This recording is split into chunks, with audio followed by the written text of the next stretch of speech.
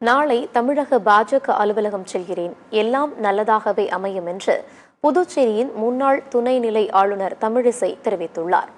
தெலங்கானா மற்றும் புதுச்சேரி ஆளுநர் பதவிகளை ராஜினாமா செய்த தமிழிசை சவுந்தரராஜன் ஆளுநர் மாளிகை வளாகத்தில் செய்தியாளர்களை சந்தித்தார். அப்போது ஆளுநர் மாளிகை என்பது வசதியான மாளிகை என்றும் எல்லா சலுகைகளையும் விட்டுவிட்டு வெளியேறுகிறேன் எனவும் தெரிவித்தார்.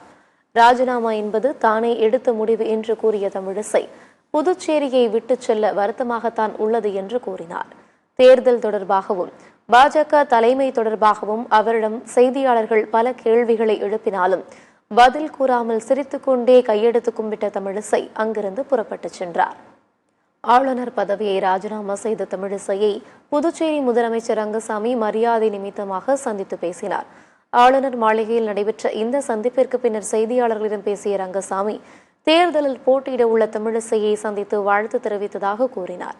பாஜக கூட்டணியில் பாமக இணைந்தது மகிழ்ச்சி அளிக்கிறது என்று கூறிய முதலமைச்சர் ரங்கசாமி புதுச்சேரிக்கு வேட்பாளர் விரைவில் அறிவிக்கப்படுவார்கள் என்று தெரிவித்தார். மிக்க மகிழ்ச்சி. நல்லா இருக்கும். அவங்க தேர்தலில் நிற்கும் பொழுது அவங்களுக்கு வெற்றி பெற வாழ்த்துக்கள்